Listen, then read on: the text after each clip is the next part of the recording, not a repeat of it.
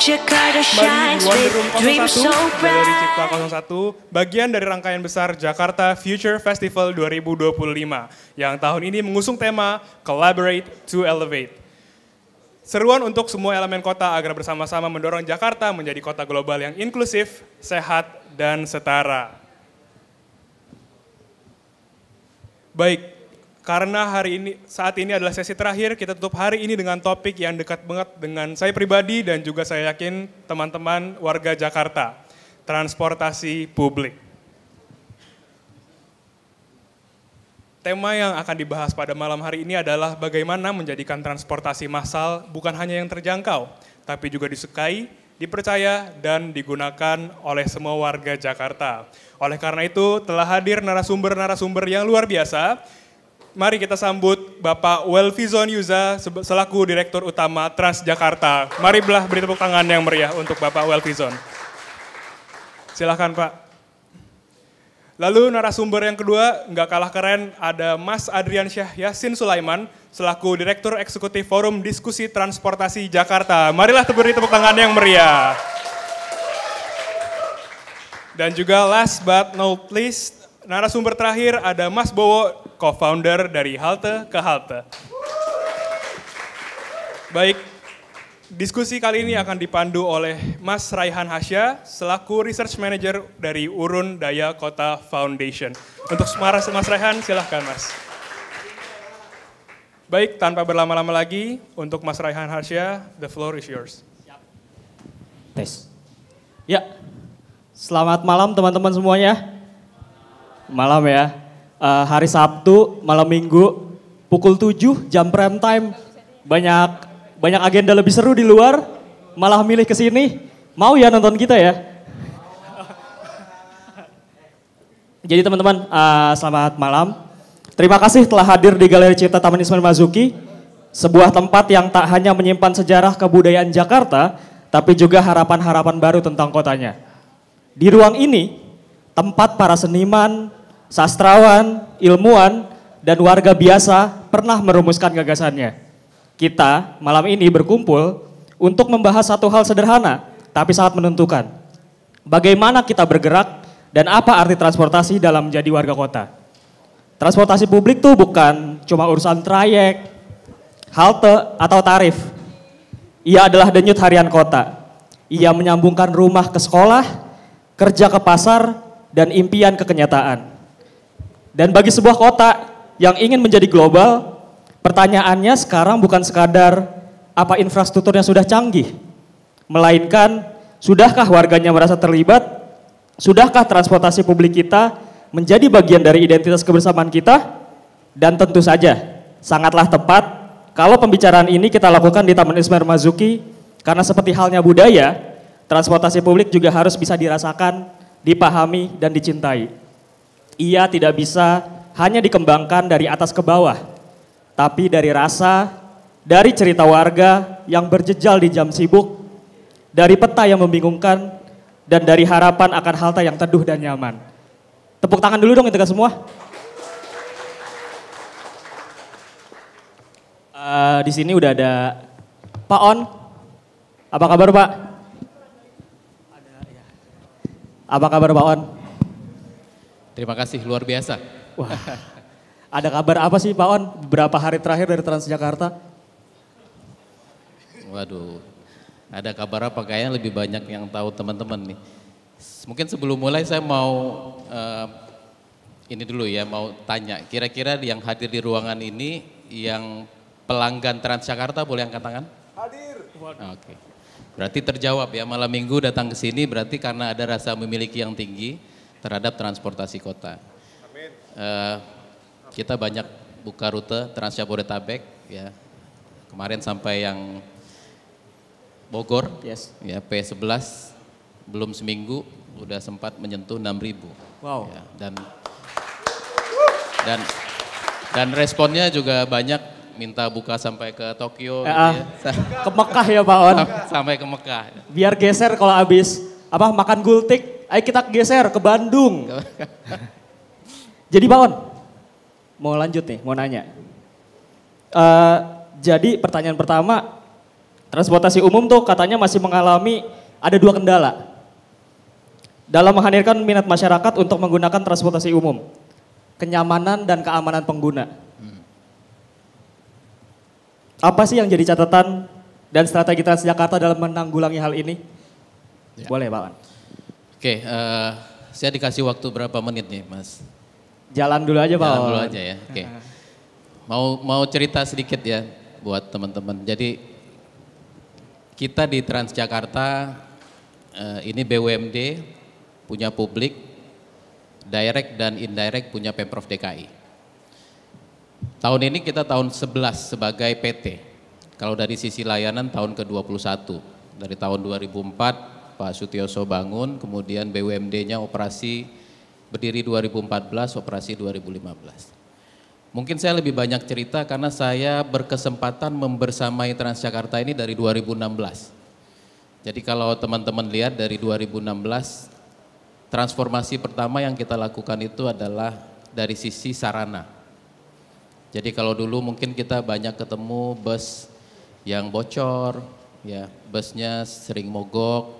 Bahkan kalau dulu kalau kita lihat jejak sosial medianya tuh kebakaran di HI, kebakaran di Halimun itu yang muncul. Jadi transformasi pertama yang kita lakukan adalah pembenahan dari sisi sarana atau busnya. Jadi kalau teman-teman lihat, dulu kita nggak pasang iklan, karena memang kita mau membangun identity baru Transjakarta. Yang sebelumnya warnanya merah sama oranye, kita ganti sama biru. Nah, ini mungkin banyak yang nggak tahu. Kalau teman-teman lihat di bodinya Transjakarta itu ada super grafisnya. Ada yang tanda begini ya, sama centang. Ini saya dibantu Yasin waktu itu. Itu artinya adalah tanda lebih besar dan tanda centang. Jadi kita ingin Transjakarta itu bigger and better. Jadi menjadi lebih besar dan menjadi lebih baik. Itu pertama. Terus kemudian rute 2016 itu kita cuma punya rute 39. 12 koridor termasuk lintas koridornya ada 39. Kemudian transformasinya bikin rute sekarang jadi 240-an lebih rute yang kita jalankan. Setelah itu transformasinya adalah fasilitas ataupun infrastruktur dan haltenya. 260 halte sebenarnya yang kita revitalisasi itu baru 46. Masih banyak halte-halte yang lain itu yang tugas kita harus kita perbaiki. Masih yang pakai jeruji aluminium ya, zaman dulu tuh, yang lantainya masih bordes. Kita lakukan revitalisasi, transformasi dari sisi infrastruktur. Sekarang fokus kita ini lebih banyak ke IT ya. Karena dulu ada Trafi 2016-2017 ada Trafi, kita kerjasama sama Trafi, akhirnya Trafi pull out dari Indonesia. Bahkan co-founder datang ke kita untuk bangun dan dia bilang Jakarta itu sangat complicated.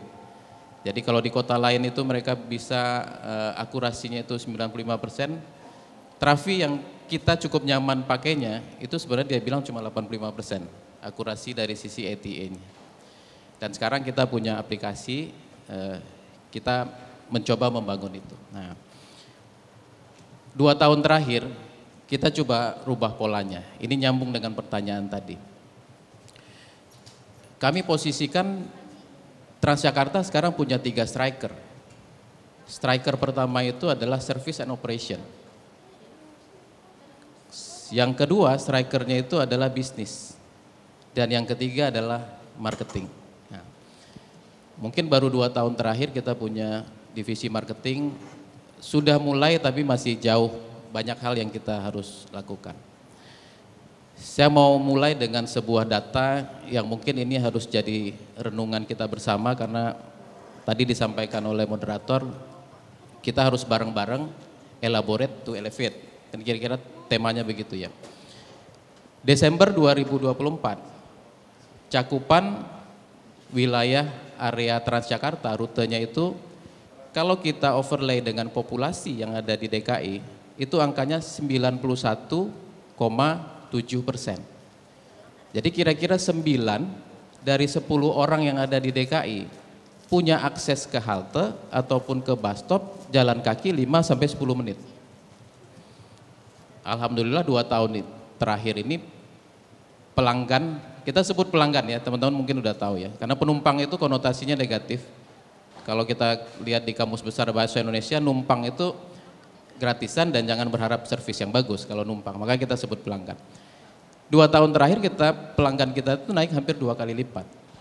Sekarang sudah 1,3 juta per hari. Tapi apakah angka ini angka yang sudah optimal? Jawabannya belum. Penduduk DKI itu mungkin kalau malam sekitar 10 jutaan, tapi kalau siangnya bisa 13-14 juta. Kalau kita baru mengangkutnya 1,3 juta, dan itu 1,3 juta kita hitung perjalanan, ada yang pagi, ada yang sore, berangkat pagi pulang sore, kira-kira baru 1 dari 10 orang yang naik Transjakarta.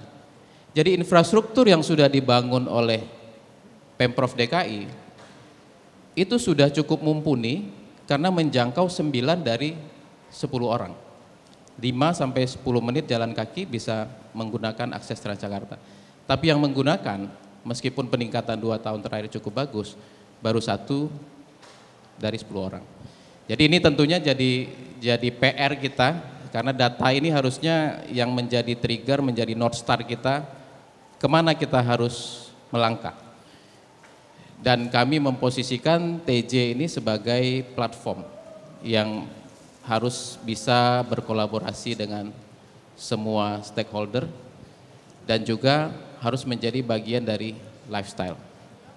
Senang hari ini ada teman-teman FDTJ, ada teman-teman dari halte ke halte yang bisa nanti mengelaborasi dan mengeksplor lebih banyak, sehingga ya kira-kira kalau 9 dari 10 sudah bisa mengakses, kita berharap gapnya jangan kejauhan, jangan 1 dari 10 yang naik Transjakarta. Suatu saat mungkin 4 juta, 5 juta orang, sehingga target yang sudah ditetapkan tahun 2045, 55% perjalanan masyarakat menggunakan public transport itu bisa tercapai. Tadi masuk ke pertanyaan, salah satu aspeknya adalah safety dan kenyamanan. Ya tentunya ekspektasi dari sisi customer itu terus naik. Dan bagi kami di Transjakarta, service itu adalah perjalanan yang tidak ada finish line-nya. Karena setiap hari itu kebutuhan selalu meningkat. Tapi dari data-data yang kita dapatkan, kita belajar beberapa poin yang kita sudah lakukan saat ini dengan membangun kolaborasi, membangun kerjasama dengan berbagai pihak. 2 tahun yang lalu sempat ramai terkait dengan 2022, 2021, TJ kecelakaan dan segala macam. Alhamdulillah hari ini accident rate-nya itu turun sudah signifikan. Sebelumnya juga ada isu sexual harassment dan yang lainnya. Alhamdulillah sekarang sudah mulai turun. Kita bekerja sama dengan beberapa dinas, ada pos sapa, terus CCTV, dan bahkan juga pendampingan dari lembaga perlindungan saksi dan korban kita lakukan. Karena biasanya juga dibutuhkan pendampingan secara emosional, dan alhamdulillah hari ini itu sudah jauh menurun dan bahkan sudah isu terkait dengan kenyamanan dan keamanan itu sudah lebih baik. Termasuk juga dengan bus listrik 300 yang sudah dioperasikan sampai saat ini, sampai akhir tahun nanti akan ada 500, menjadi 500, ada 200 yang sudah dalam pipeline, mudah-mudahan dalam minggu depan atau 2 minggu ke depan 70 unit kita bisa operasikan sebagai tambahan. Dan rasanya tentu ini belum sempurna, tapi kita terus melakukan pembenahan, feedback dan masukan dari teman-teman. Tentunya ini menjadi parameter dan indikator untuk kita terus lakukan yang lebih baik. Mungkin demikian sebagai awal. Oke, terima kasih Pak On. Tepuk tangan dulu untuk Pak On.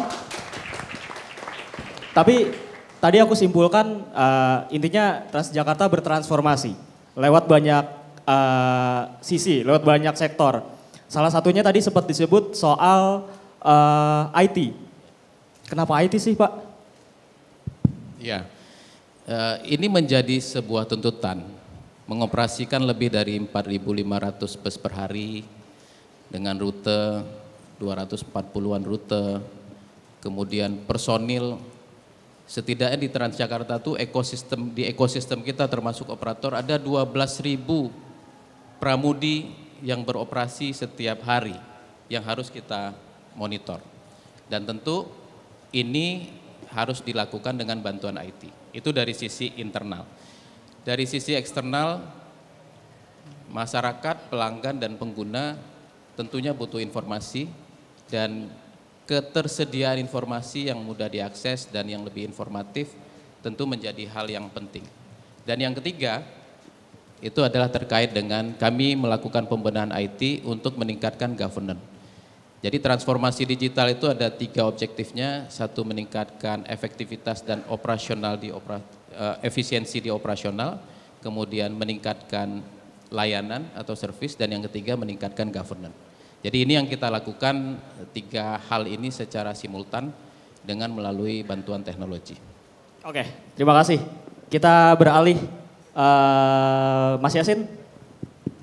Kalau tadi Pak On sebagai operator lah, mewakili pihak Transjakarta, Mas Yasin sebagai represent FDTJ, Forum Diskusi Transportasi Jakarta.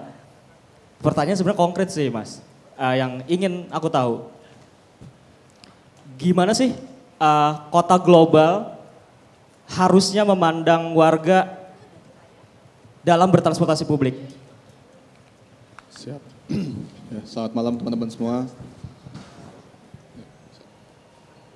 Perkenalkan, nama saya Yasin Sulaiman.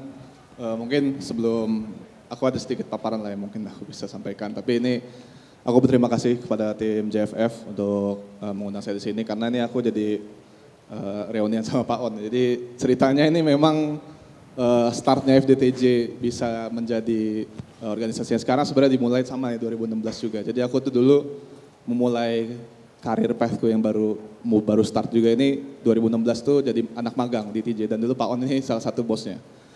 Dan aku masih ingat banget sebelum Belanda itu, sebelum kuliah, hari terakhir magang itu dikasih cenderamata 2. Satu sign bus stop, yang beneran bus stop yang warna biru itu, sama satu kartu Jakarta. Nah itu masih sampai sekarang kadang masih aku pakai. Jadi agak cukup mesmerizing juga ternyata bisa di sini duduk sama Pak On dan Mas Bowo juga. Mas Bowo juga sama di DHK juga baru mulainya bareng-bareng kita juga kan di tahun sekian, dan melihat perkembangan Jakarta sampai sekarang itu sangat cukup mengagumkan di mataku, walaupun memang tentunya masih ada banyak PR. Next mungkin. Melanjutkan pertanyaan Pak On tadi sih, tadi kan Pak On nanya siapa yang pelanggan Transjakarta ya. Next. Nah, sorry. Nah teman-teman hari ini ke Taman Ismail Marzuki naik apa? Siapa yang naik transportasi umum ke sini? Angkat tangan. Oke, mayoritas. Tepuk tangan dulu, berarti pelanggan Pak On semua nih hari ini Pak. Oke. Nah, dengan teman-teman bisa datang ke sini dengan transportasi umum itu menunjukkan bahwa memang sejatinya Jakarta sudah mulai melaksanakan sebuah transformasi yang luar biasa dalam hal mobilitas urbannya, di mana kita akhirnya punya opsi lain gitu ya selain menaiki transportasi pribadi untuk ke tempat yang kita inginkan di Jakarta. Tapi memang kita harus kembali melihat realita bahwa memang sebenarnya transportasi umum yang baik itu di kota Indonesia ya, Jakarta tuh cukup berprivilege untuk punya kapabilitas finansial yang baik dan dan political will yang cukup baik gitu ya untuk melaksanakan layanan-layanan transportasi umum ini. Jadi dalam waktu 10 tahun atau 15 tahun aja yang aku selalu ngomongin, orang yang nggak pernah ke Jakarta dalam waktu 15 tahun, ketika dia ke Jakarta lagi mungkin dia akan kaget gitu. Dengan segala perubahan dari bidang transportasi umum yang kita hadapi dalam waktu 1 dekade terakhir, tiba-tiba punya kereta baru, udah punya LRT, MRT, Transjakarta sekarang tadi coverage-nya sudah hampir 100%. Dan ini sayangnya di Indonesia ini masih jadi outlier karena hanya Jakarta yang sejauh ini masih bisa achieve di angka segitu. Nah ini datanya salah ternyata saya Pak, udah update nih. Udah update ya, 91% Mas Yasin. 91%. Nah ternyata sekarang di Jakarta wilayah yang sudah dilayani oleh transportasi umum itu angkanya dari angka 90% lebih. Sementara kalau misalkan kita bandingkan dengan daerah penyangganya Bodetabek itu jomplang banget kan, cuma 2% gitu. Dan itu pun baru akhirnya tahun ini, terima kasih lagi Pak On sudah mengadakan rute Trans Jabodetabek. Saya termasuk baru nyobain P11 kemarin Pak, lumayan sih berdirinya. Tapi ya bayangkan saja dari 30 sekian juta warga Jabodetabek, hanya Jakarta yang kebetulan punya privilege itu untuk punya akses ke transportasi umum. Jadi kita sebagai warga Jakarta atau mungkin teman-teman juga yang tinggal di Jabodetabek, ini PR besar kita sebenarnya ke depannya, bagaimana kita bisa mendorong perubahan transportasi umumnya jadi lebih baik lagi, apalagi kita sebagai pengguna, karena kita yang menggunakan sehari-hari, kita sendiri juga yang pasti merasakan betapa susahnya gitu ya harus menaiki transportasi umum, khususnya apalagi di daerah Bodetabek. Dan data ini juga sebenarnya jadi pemicu diskusi juga buat kita. Tadi ini juga sebenarnya sudah dibahas oleh Pak On bahwa sudah dilayani oleh 91%, tapi mode share-nya itu masih di angka 19,4 atau sekitar 20% di Jabodetabek. Jadi kan kita jadi bertanya nih, kalau memang dengan target, katanya di RITJ itu sudah ditaruh target tahun 2029 apa, kalau tidak salah itu target mode share di Jabodetabek itu 60%. Yang katanya di akhirnya akan direvisi ya, karena mereka juga sudah sadar target itu tidak visible. Tapi bayangkan saja gimana nih caranya bisa meningkatkan target yang tadi 19,4 atau 20% ini, at least ke angka 30% lah atau 40% lah. Dan tentunya masih sangat banyak gitu ya PR-PR kita. Ini aku izin Pak, ada beberapa komentar juga nih dari sosmed yang aku sempat ambil, mungkin melihat sekarang lagi banyak fokus ya ke Bodetabek. Ternyata masih banyak Pak warga Jakarta yang juga meminta daerahnya itu untuk dilayani oleh transportasi umum, kayak misalkan di Senopati yang ternyata daerah seelit itu masih ada beberapa missing link-nya. Kemudian teman saya juga beberapa ada yang komplain juga Pak soal 7B, kenapa ditanyain busnya jadi di downgrade. Terus baru kemarin ini ada TJ nutup rute ke Rusun Pulau Jahe tadi karena jalannya rusak gitu. Tapi hal-hal seperti itu kan berarti memutus akses transportasi umum yang mungkin bisa jadi salah satu-satunya alternatif mereka gitu ya. Selain kendaraan pribadi, tanpa transportasi umum mereka tidak punya akses selain dengan transportasi pribadi. Oleh karena itu sebenarnya yang kita coba dorong menjadi tadi pertanyaannya gimana caranya bisa menjadi kota global, kita sebagai warga kota adalah menuntut, sebenarnya menjadi menuntut ya, menuntut bagaimana warga kota ini bisa punya akses, kebebasan akses sebenarnya. The freedom of us to travel with ease dan dengan opsi yang banyak gitu ya. Sekarang saat ini di Jakarta permasalahannya banyak faktor itu memaksa kita untuk menggunakan transportasi pribadi. Karena mungkin ya tadi alternatifnya tidak ada, alternatifnya mungkin ada dengan transportasi umum tapi banyak sekali faktor variabel yang mungkin dari tarif, dari pengeluaran yang menuntut mereka pada akhirnya udahlah demi kenyamanan dan segala macam tetap dengan kendaraan pribadi, dan itu jadi PR besar buat kita gitu ya sebagai warga kota untuk mendorong agar perubahan ini yang walaupun kita sudah lihat sangat mantap gitu ya, kita juga sangat bangga bisa mewitness perubahan ini, tentunya masih ada banyak sekali PR ke depannya yang tentunya masih harus kita support seperti itu Mas. Oke, terima kasih Mas Yasin atas pemaparan. Tepuk tangan dulu dong untuk Mas Yasin. Tapi aku mau balik lagi ke Pak On nih Pak. Dari apa, kurang lebih kan apa yang disampaikan Mas Yasin ini aspirasi ya. Ada yang mau ditanggapi nggak Pak? Boleh. Mas Yasin berharap ditanggapi dengan action gitu ya. Ya tentunya harapan yang disampaikan oleh warga ini benar-benar menjadi tulang punggung atau andalan untuk bermobilitas, ya tentu itu yang menjadi target kita ya. Ya tadi beberapa catatan terkait dengan integrasi, kebutuhan rute, ya ini memang menjadi PR ya. Karena sebagian rute yang saat ini beroperasi itu kan mungkin rute atau trayek yang sudah ada dari tahun 70-an, 80-an. Padahal mungkin bangkitan dan tarikan baru itu sudah bertumbuh di mana-mana. Dan ini menjadi salah satu PR kita, termasuk dengan kebijakan Pak Gubernur setiap hari Rabu menggunakan public transport untuk ASN, itu kita juga melakukan mapping. Apakah kantor-kantor wali kota, kecamatan, kelurahan, semua sudah dilalui oleh public transport atau belum? Kami mencoba merubah pendekatan sekarang nih terkait dengan rute. Jadi kita mencoba mengambil aspirasinya dari masyarakat, meskipun mungkin belum sampai ke level bawah, tapi pendekatan ke wali kota mengumpulkan kemudian camat, kemudian dan lurah dan segala macamnya untuk bisa menampung kebutuhan real dari transportasi yang ada di setiap daerah itu seperti apa. Dan kita tahu infrastruktur pemerintah itu lengkap sampai ke bawah RT RW. Dan kami mendapatkan banyak masukan, penempatan bus stop, kemudian rute, ada beberapa mungkin public interest, sekolah dan yang lain yang belum terjangkau, dan ini yang kita coba lakukan. Jadi ke depannya kita percaya salah satu competitive advantage atau privilege yang dimiliki Transjakarta yang berbeda dengan angkutan yang berbasis rel adalah flexibility. Jadi flexibility untuk membuat sebuah rute yang bisa melayani warga itu jadi kelebihan transportasi berbasis jalan. Ini yang kita coba kembangkan dengan melibatkan semakin banyak masukan dari masyarakat. Mungkin demikian. Baik, terima kasih. Termasuk Trans Jabodetabek ya, Blok M Bogor dan lain sebagainya, itu jadi salah satu fleksibilitas.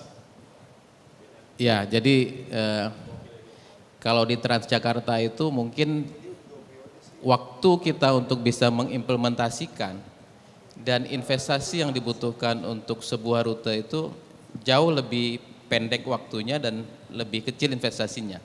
Jadi kajian trase dan segala macam, kalau di rel itu kan mungkin bangunnya bisa 5-10 tahun baru jadi satu ruas gitu ya. Tapi kalau di bus salah satu fleksibilitas, salah satu kelebihannya itu adalah fleksibilitasnya. Dan hari ini ya tadi yang disampaikan Mas Yasin, di Jabodetabek terjadi disparitas yang cukup tinggi antara Jakarta dan daerah penyangga, dan dengan trigger yang diberikan dengan Undang-Undang 2/2024 di mana Jakarta punya kewenangan untuk bisa menata dan membantu daerah-daerah penyangga lainnya, ini juga men-trigger. Jadi daerah-daerah penyangga itu juga mulai berbenah untuk menyiapkan feeder-feedernya. Jadi feeder dari daerah-daerah tertentu ke hub yang kita sudah masuki saat ini. Jadi mudah-mudahan ini juga bisa menjadi trigger untuk bisa mempercepat pertumbuhan transportasi di Jabodetabek. Baik ya, aku ambil kalimat awal tadi dari Pak On, harapannya targetnya Transjakarta bisa jadi andalan seluruh warga Jakarta. Itu goalsnya. Baik, aku sekarang mau geser ke Mas Bowo. Dari halte ke halte, Mas Bowo punya platform kreatif Mas.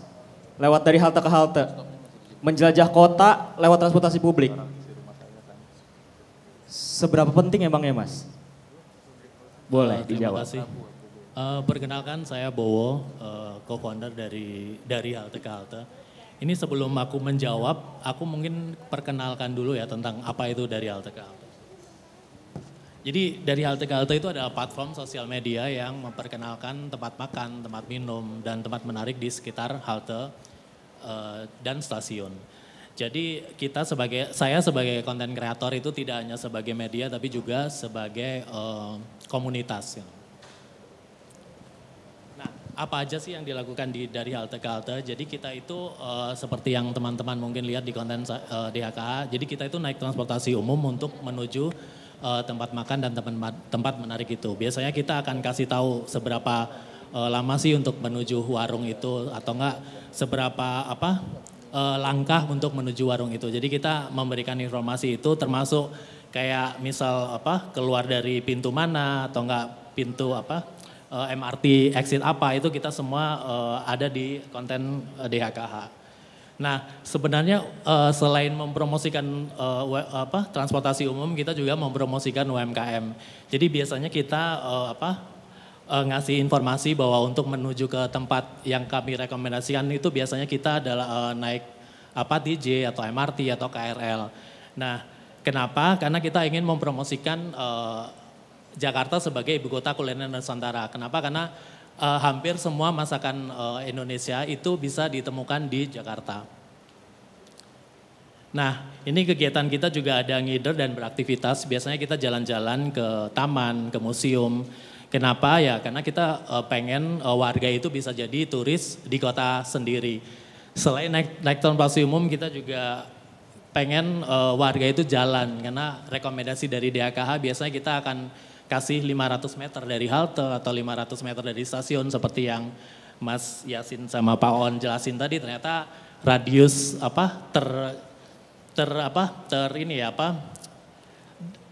TJ itu udah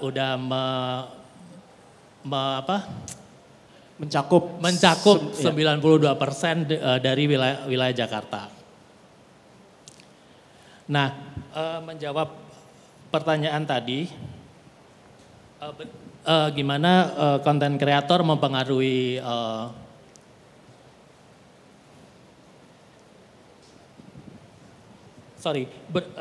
gimana konten kreatif dan media sosial membuat citra baru Transum di Jakarta di mata warga Jakarta. Yes. Nah, karena kita itu terpapar di sosial media, jadi banyak hal-hal yang positif dan negatif. Nah, biasanya kita sebagai dari halte ke halte itu memaparkan apa yang positifnya aja. Jadi biasanya kita akan kasih iming-iming di mana warung yang enak untuk kita menghabiskan makan siang gitu. Biasanya kita akan kasih caranya untuk naik transportasi umum apa. Jadi peran DHK di situ sih. Jadi memberikan iming-iming untuk orang mau naik transportasi umum. Ya segitu aja dulu ya. Oke. Yang paling aku suka dari DHKH tuh biasanya tuh selain ngomongin 500 meter dari stasiun atau dari halte A, itu biasanya juga sambil ini juga dengan biasanya dari jalan dari sini ke sini tuh cuma 2 lagu apa, 3 lagu apa, itu ya, benchmarkingnya tuh. Iya biasanya itu untuk ngasih informasi sih bahwa sebenarnya banyak rekomendasi DHK itu dekat dengan halte. Jadi orang bisa jadi ada bayangan, oh ternyata jalan menuju warung itu nggak jauh kok, cukup cuma 1 lagu atau 2 lagu gitu. Yes. Berdasarkan pengalaman Mas Bowo sebagai miminnya DHKH nih, apa sih yang paling mungkin ngerasa, wah kena nih impactnya nih orang-orang sama transportasi publik? Boleh cerita nggak ke kita? Jadi sebenarnya kalau dari halte ke halte itu kita awalnya dikira customer care dari Transjakarta gitu. Jadi kayak misal mau ke warung ini, saya dari Tangerang mau ke warung di Duku Atas itu naik apa itu. Awal-awal kita jawab sih. Jadi karena biasanya kita akan cek dari Google Maps dulu, baru kita akan kasih tahu gitu. Terus kita juga kadang mereka tanya kayak misal untuk naik Transjakarta itu perlu kartu apa sih? Atau enggak 1 kartu 1 orang boleh enggak gitu. Jadi rata-rata ya apa yang mereka tanyakan seperti itu. Baik. Pak On boleh tuh udah bantuin Transjakarta tuh jadi customer care katanya. Ya, jadi collab ya, jadi ambasadornya Transjakarta. Baik, terima kasih bapak-bapak, bapak bertiga atas insight selama kurang lebih 40 menit tadi. Sekarang karena pengennya diskusinya ramean, karena karena kita bareng-bareng di sini. Aku sebenarnya mau langsung buka pertanyaan aja sih. Mungkin untuk 2 orang pertama dulu, angkat tangan.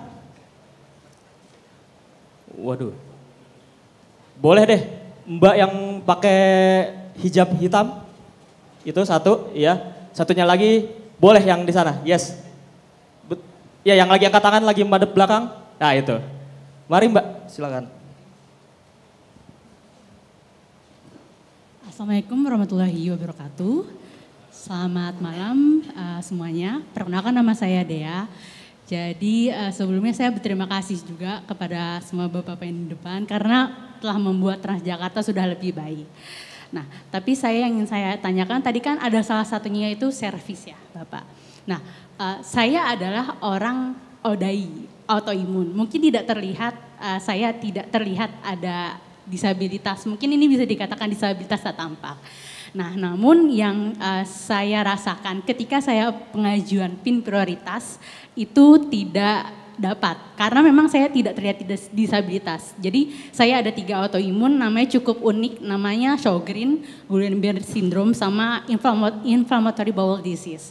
Nah, yang jadi pertanyaan nih Pak sebenarnya, bagaimana nantinya cara mensosialisasikan disabilitas tak tampak seperti saya gitu? Karena saya pernah pingsan sebenarnya ketika saya berdiri gitu kan, karena bilangnya kamu tuh nggak sakit gitu, padahal sebenarnya saya itu sakit Pak, tapi nggak terlihat. Nah itu bagaimana cara mensosialisasikan untuk ke staf Transjakarta itu sendiri, serta ke masyarakat luar Pak, kayak gitu. Serta yang kedua mungkin tentang aksesibilitas sih Pak. Jadi saya melihat contoh kecilnya ketika di Senen Sentral, itu ketika saya ingin menyeberang aja itu liftnya tuh mati kalau nggak salah. Jadi saya tuh emang agak kesusahan untuk melangkah Pak. Jadi mungkin nantinya bagaimana Transjakarta untuk mengatasi hal ini, gitu aja sih Pak. Terima kasih Pak. Baik, berarti ini untuk Pak On aja ya? Iya. Baik. Pertanyaan kedua dulu deh. Mungkin. Ya, yang sana. Mana? Ya, betul. Mari Mas silakan. Berdiri. Oke. Terima kasih sebelumnya udah dikasih kesempatan untuk bertanya. Saya sekali lagi mau mengucapkan terima kasih juga untuk Transjakarta karena sudah menyediakan armada yang jauh lebih bagus dari waktu saya kecil naik pertama kali Transjakarta. Sekarang armadanya udah pakai Scania, Volvo dan Mercedes-Benz dan juga pakai bis listrik sekarang ya. Cuman mungkin dari saya ada satu pertanyaan, bagaimana sih Bapak di dalam Transjakarta ini dia untuk memaintenance armada-armada yang khususnya dari Eropa ini ya, yang khususnya dari Volvo, Scania dan Mercedes-Benz yang setahu saya itu untuk maintenance-nya dia biasanya harus langsung direct dengan authorized dealer yang ada di Jakarta atau di Indonesia. Itu aja sih, terima kasih. Oh sorry, ya. Ada tambahan karena ada beberapa armada yang pernah saya naikin itu kalau nggak salah bisnya Volvo itu mesin belakangnya rawangannya cukup keras dan cukup mengganggu sih, itu aja. Terima kasih. Baik, sama-sama Mas. Ngomongin soal armada berarti ya Mas ya. Yang penting bukan armada band.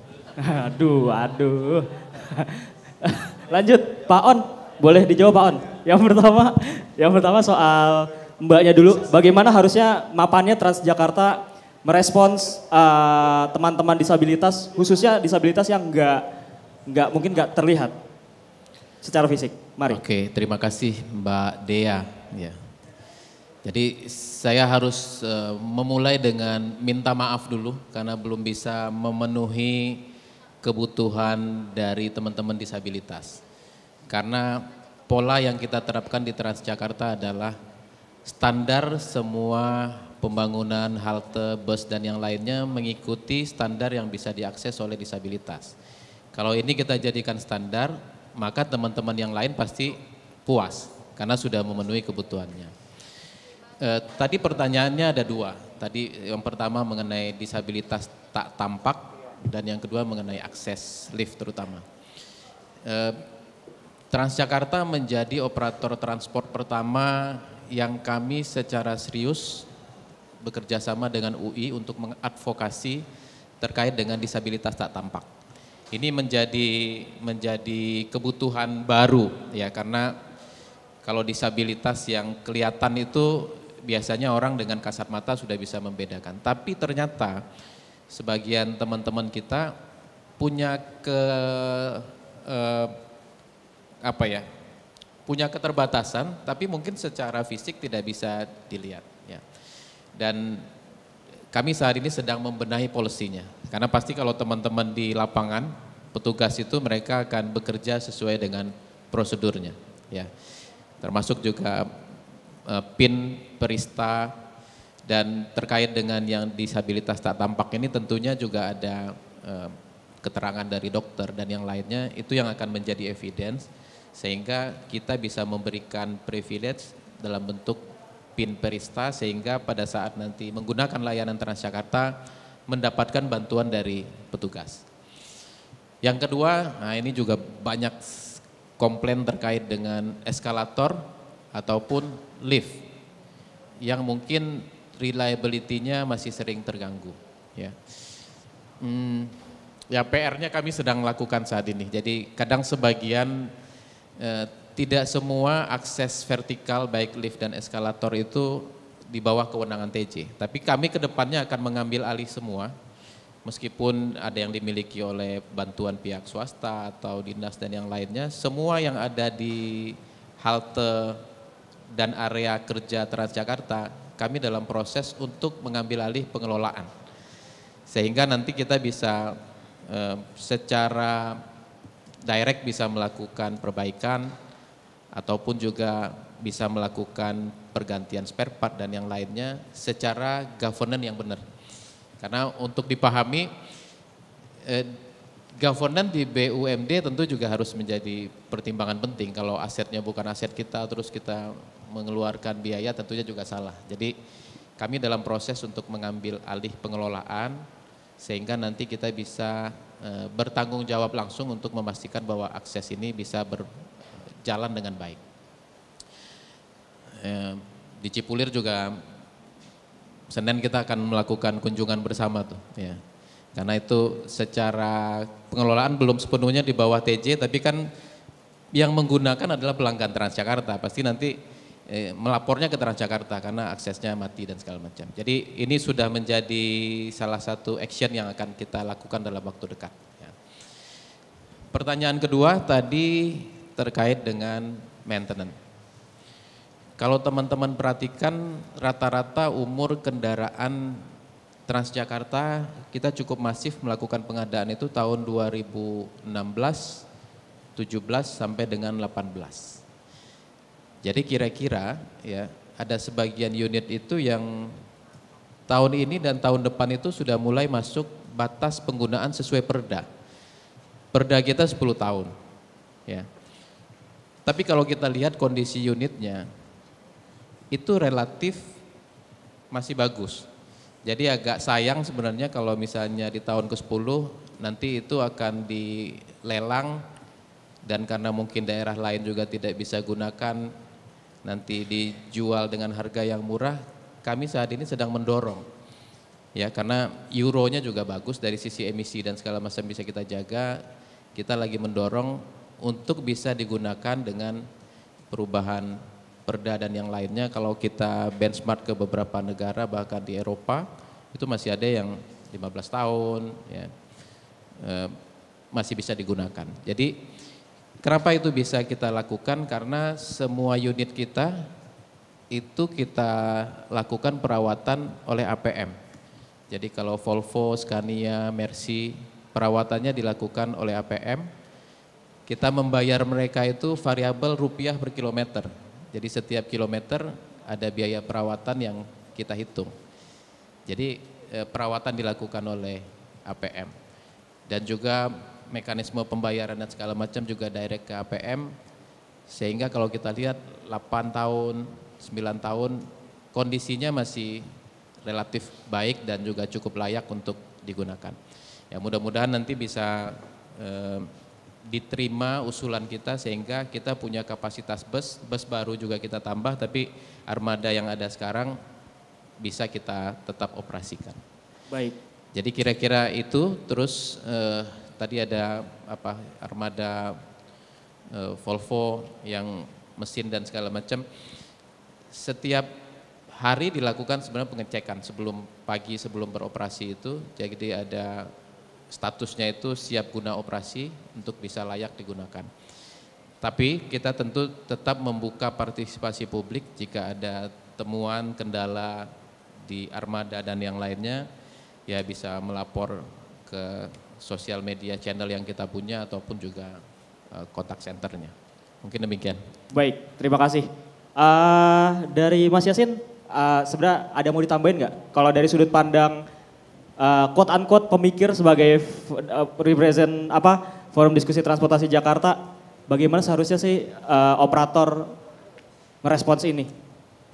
Ya, kalau aku lihat tadi kan ada dua isu besar ya memang di dalam transportasi. Yang pertama memang inklusivitas dalam transportasi ya, itu selalu jadi seperti kayak momok gitu ya. Tapi memang itu adalah hal yang wajib dilaksanakan karena pada dasarnya ketika berbicara inklusif transport ya kita harus menjamin layanan transportasi umum tadi selain cakupannya 90%, 92%,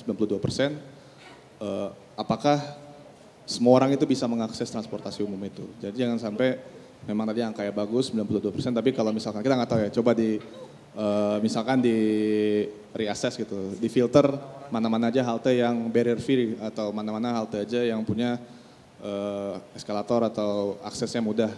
Itu mungkin aku nggak tahu ya, tapi pasti angkanya mungkin akan sedikit berkurang karena dengan kondisi Jakarta yang sekarang masih banyak sekali infrastrukturnya yang tadi juga sebenarnya legacy infrastructure yang dibangun dari tahun 2004 yang masih mungkin waktu itu masih belum memikirkan aksesibilitas yang inklusif. Jadi memang pada dasarnya itu jadi PR yang terus harus dijalankan dan diselesaikan lah intinya ya.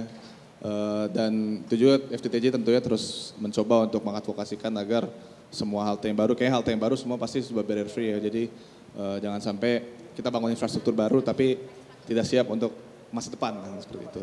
Yang kedua sih soal maintenance, itu juga sebenarnya salah satu concern kita melihat emang di Perda sekarang umurnya itu sebenarnya untuk angka kendaraan itu masih cukup pendek ya 10 tahun itu. Karena kalau kita benchmark ke negara tetangga kayak di Singapura aja, itu kalau nggak salah batasan umurnya itu bahkan bisa sampai 20-25 tahun. Jadi di sana masih banyak bus yang umurnya juga sebenarnya udah agak tua, tapi karena tadi faktor maintenance-nya yang baik, dan sekarang mungkin 10 tahun waktu itu karena mindset maintenance-nya masih belum sebagus yang sekarang ya. Jadi mungkin ada saatnya, mungkin sudah bisa jadi justifikasi kan. Kayak sayang kalau misalkan berpikir kita lagi dapat bus listrik yang banyak gitu, tapi 10 tahun lagi udah harus ganti. Jadi memang dari situ pun kita juga setuju dan sepakat bahwa melihat perkembangan yang baru sebenarnya possible gitu ya untuk memperpanjang umurnya dengan catatan tadi tentunya dengan maintenance yang baik seperti itu.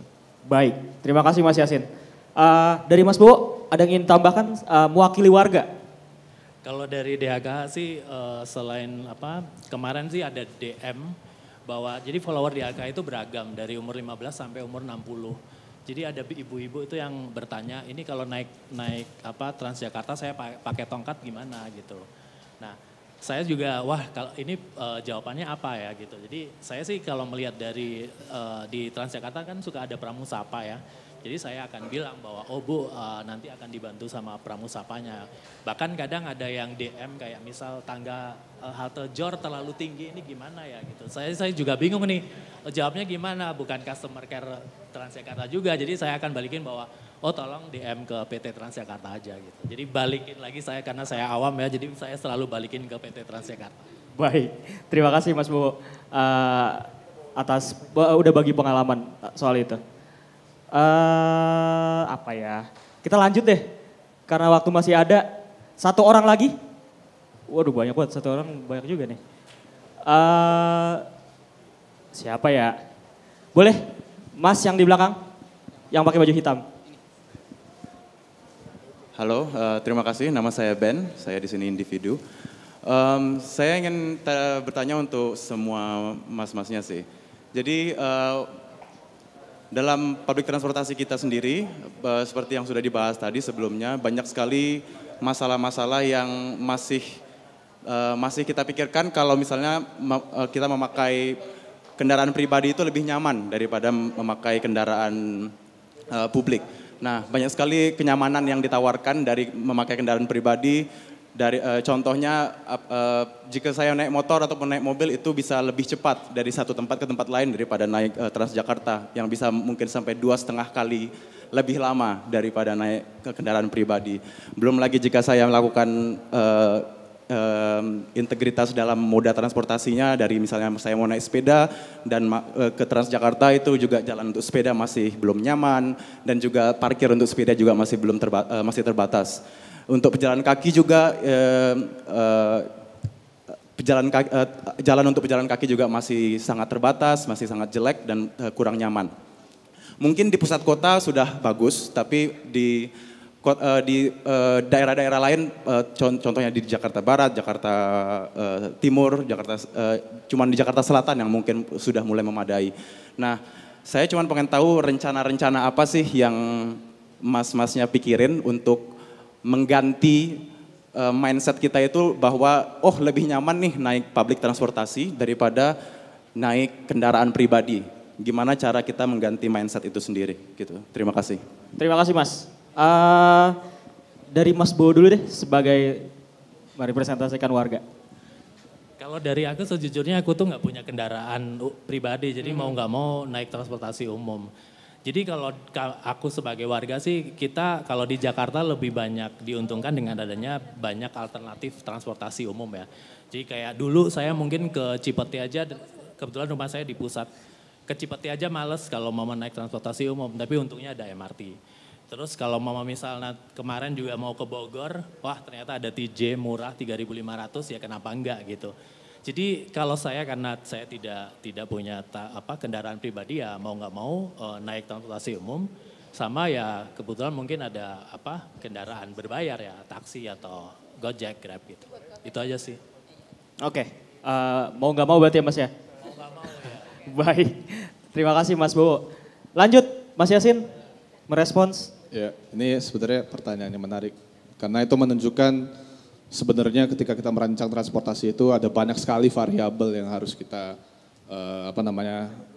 atur dan rencanakan gitu. Tadi kan kayak kita baru berbicara soal 92% cakupan ya, tapi itu kita masih belum berbicara soal first and last mile seperti apa, kemudian disinsentif atau insentif untuk penggunanya akan seperti apa, yang itu sebenarnya sudah harus jadi way forwardnya mungkin. Tadi kalau kita berbicara soal cara meningkatkan model share kita dari yang tadi masih di angka 20% atau mungkin lebih tinggi. Memang hal yang pertama yang harus dilakukan setelah pengadaan layanan adalah tentunya memberikan insentif dan disinsentif kepada pengguna transportasi umum dan transportasi pribadi. Jadi kita harus mendorong orang untuk menggunakan transportasi umum dan meninggalkan kendaraannya, dan itu banyak banget bisa dilaksanakan. Yang pertama mungkin yang sekarang lagi sering rame bicarakan gitu ya di Jakarta, kayak kemarin beritanya katanya tarif parkir mau dinaikin. Itu bisa jadi salah satu hal yang mendorong orang untuk berpikir, daripada kita ngeluarin duit segini, mending kita ngeluarin duit segini, karena biasanya itu jadi paling ampuh, karena itu sangat terukur dan pengeluaran itu sangat berdampak gitu ya. Orang-orang itu jadi bisa mikir, kalau misalkan, kalau Pak boleh usul Pak, misalkan ada abonemen bulanan gitu, tarifnya 100.000 atau 150.000, bebas naik Transjakarta aja nih, ide aja saya. Siapa tahu bisa beneran kan. Bayangkan orang jadi bisa mikir kan, daripada kita harus ngeluarin duit lebih dari 150.000 untuk bayar bensin, bayar parkir, mending naik Transjakarta karena langsung terukur pengeluaran saya segini gitu. Dan itu ada banyak sekali gitu ya. Selain itu ada ERP juga yang sudah hampir 1 dekade ini berada di meja pemantau kebijakan. Jadi kita tentunya dari FTTJ sendiri ya berharap disinsentif dan insentif ini walaupun memang kedengarannya sangat kurang populer gitu ya, membebankan orang, tapi sejujurnya itu sebenarnya cara dari banyak pemerintah di luar sana yang sudah berhasil mendorong penggunaan transportasi umum, karena dengan ada disinsentif itu yang sebenarnya uangnya pun akan lari ke pembangunan transportasi umum dengan adanya tarif parkir yang lebih mahal, adanya ERP, dan mungkin juga ya tadi sembari dengan disinsentif itu juga memperbaiki first and last mile-nya, trotoarnya diperbaikin, kayak kemarin baru viral nih dari DHKH ini, trotoar di GI dikepras, bakal jadi manusia jadi kepiting aja nggak bisa karena saking sempitnya, dan itu sangat mempengaruhi aksesibilitas transportasi juga karena orang malas jalan, ya akhirnya mereka opting for the most convenient of course kan, dengan transportasi online atau kendaraan pribadi, apalagi Indonesia juga katanya by data udah paling malas jalan kaki gitu, jadi memang selain transportasi umumnya, first and last mile juga harus dibenerin, bagaimana infrastruktur pejalan kaki dan bersepeda itu bisa lebih baik. Aku juga sendiri jujur termasuk yang mencoba bersepeda dari apartemen ke tempat stasiun atau halte, karena kebetulan ada, jadi itu juga cukup malah harusnya jadi standarnya gitu ya di semua halte gitu ya. Dan itu pun sekarang lagi on proses, dan terakhir disinsentif dan insentif bagi kita gitu agar transportasi umum itu jadi lebih, kedengarannya lebih seksi untuk digunakan gitu, ketimbang kita harus stuck dalam traffic yang itu akan jadi endless cycle of hell aja di Jakarta kan kalau kita tidak melakukan hal-hal tersebut seperti itu. Baik, terima kasih Mas Yasin. Mas Bowo, Mas Yasin, mungkin gagasannya sifatnya aspiratif.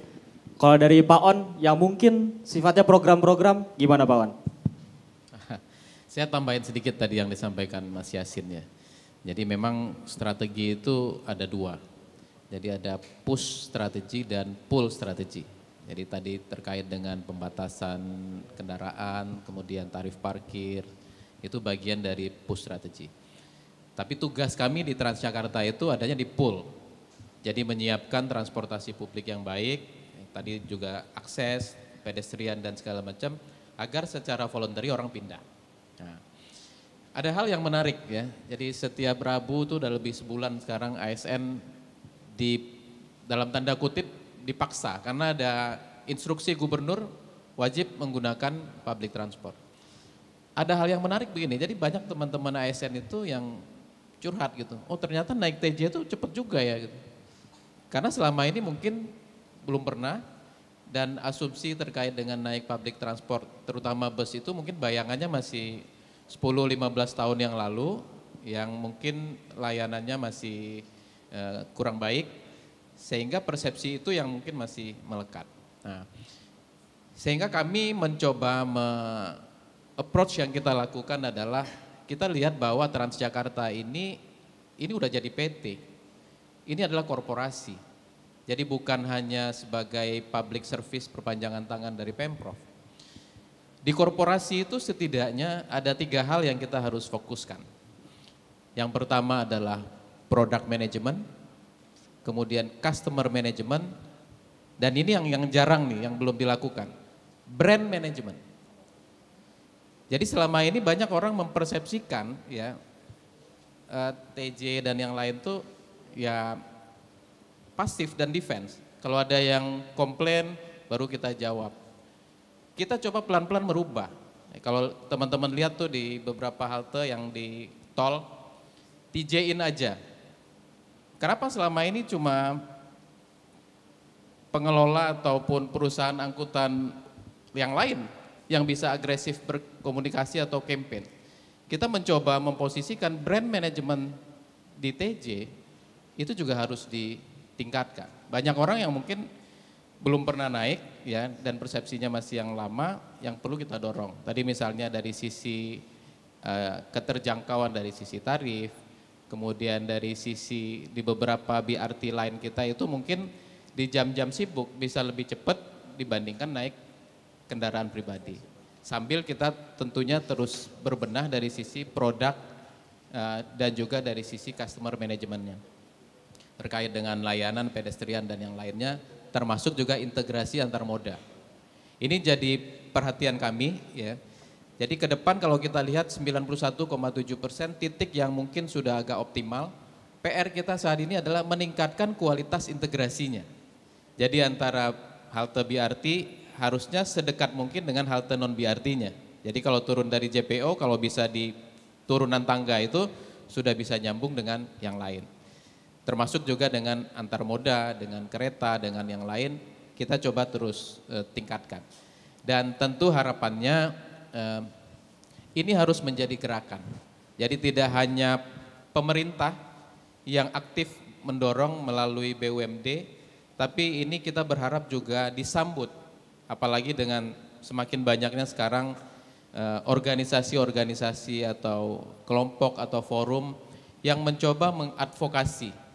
Bagi kami ini menjadi hal yang positif sebagai operator. Dengan banyaknya dorongan-dorongan dari komunitas ini, tentu ini akan menjadi gerakan bersama untuk bisa menjadikan public transport ini sebagai mobilitas andalan bagi alternatif utama bagi warga Jakarta untuk melakukan mobilitasnya.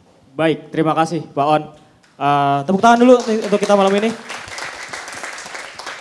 Yes, teman-teman.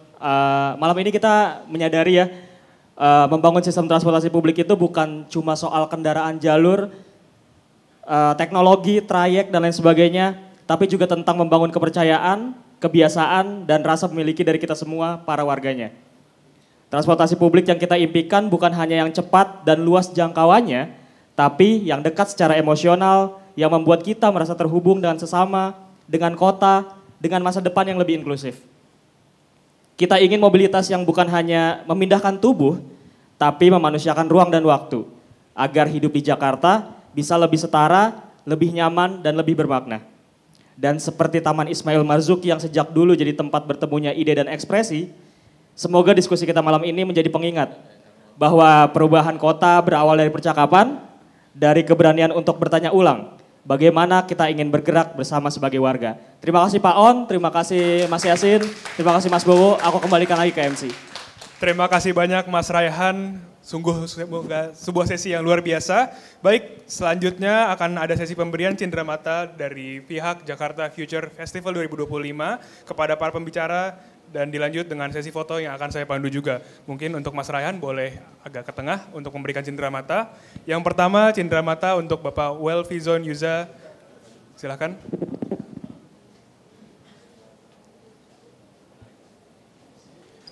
Baik, mungkin saya foto dulu dan saya pandu. 3, 2, 1. Baik.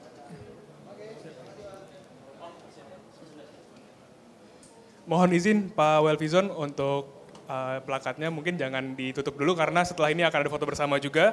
Yang kedua untuk Bapak Adrian Syah Yasin Sulaiman.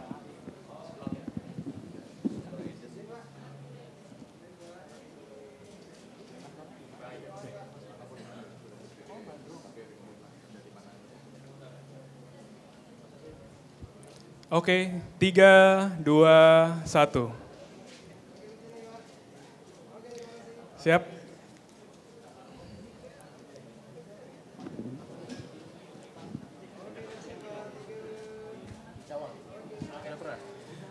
Oke, dan last but not least, yang ketiga untuk Mas Bowo.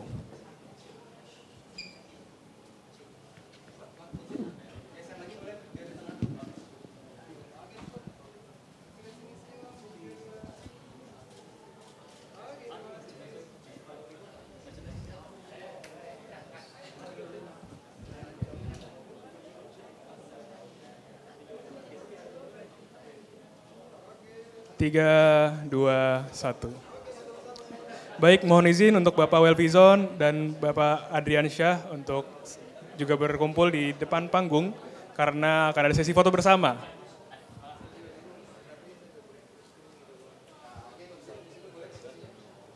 Baik, saya pandu sedikit.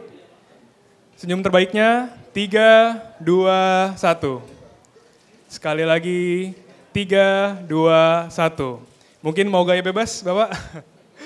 Oke. Transjakarta. Oke, baik. 3, 2, 1.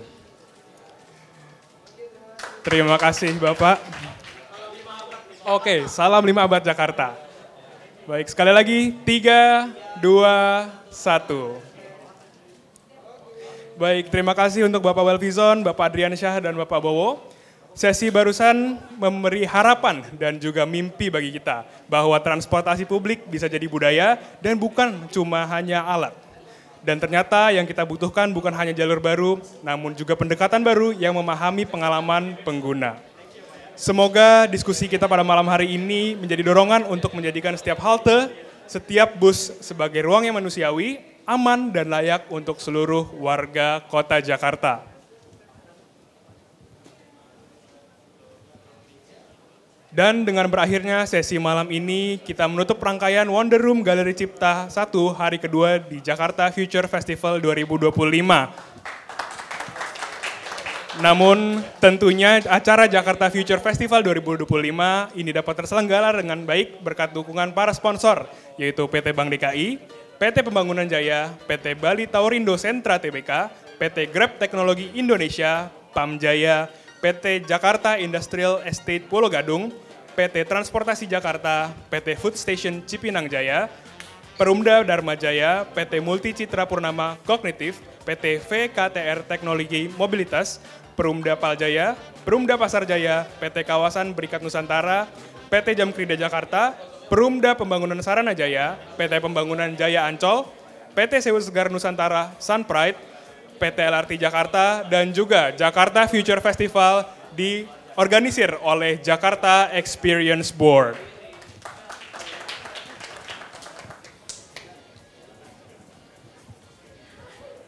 Baik, untuk terakhir sedikit kilas balik, hari ini kita telah membahas banyak hal mendasar, mulai dari rapor pendidikan, ruang kota yang inklusif, jaminan kesehatan yang merata hingga transportasi publik yang benar-benar terasa relevan bagi warga. Tapi perjalanan kita semua belum selesai. Besok pagi tepat di pukul 10.30 kita akan kembali berkumpul di ruangan ini untuk melanjutkan percakapan penting tentang Kota Jakarta. Dari energi, tata ruang, dan hingga keberlanjutan. Jadi jangan lupa untuk standby di sini lagi besok jam 10:30 pagi.